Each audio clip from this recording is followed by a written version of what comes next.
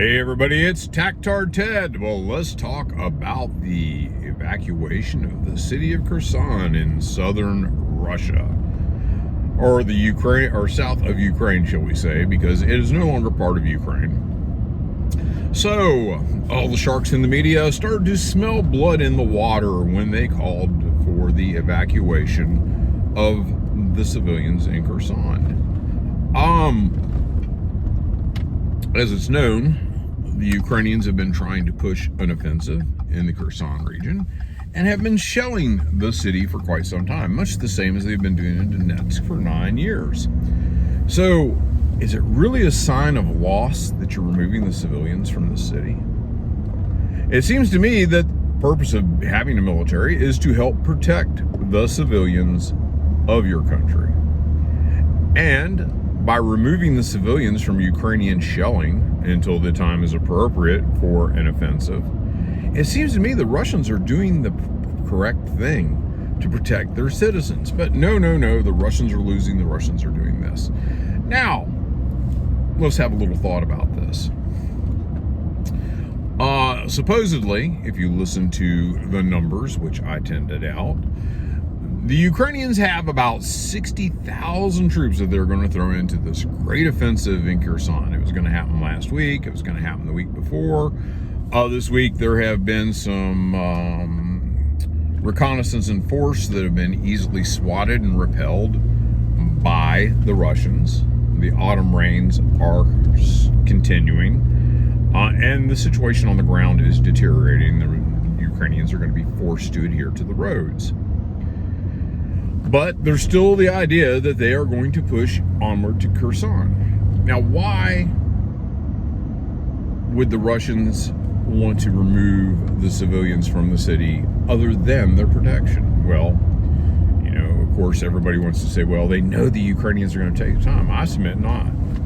I submit that the current situation is so bad with the weather, with the rain, and the Russians have not hidden the fact that they intend to go full bore once the winter freeze comes and tanks can once again traverse open terrain. So what is the hardest thing to do when you are going to mobilize and bring troops to the front during winter? Quartering. Yes, a place for your troops to stay. Now, you can set up tents and you can set up generators and you can do all that logistical magic to make that happen.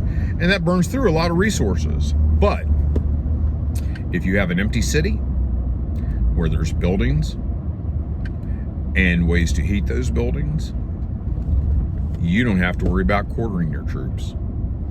In fact, you can shove 50, 60, 70,000 troops where you have evacuated 150,000 civilians, and they can live quite comfortably.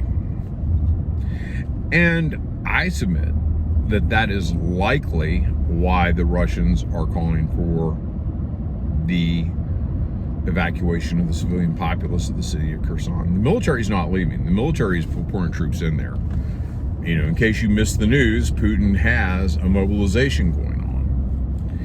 And of that mobilization, you need a place to camp those guys in Ukraine so they can move forward. Now, I believe when the time is right, irregardless of whether the Ukrainians make another push at Kherson, that the Russians are going to move forth with superior artillery and maneuver and crush the Ukrainians before them. And by the end of the year, they will have effectively removed the Ukrainians from any access to the Black Sea.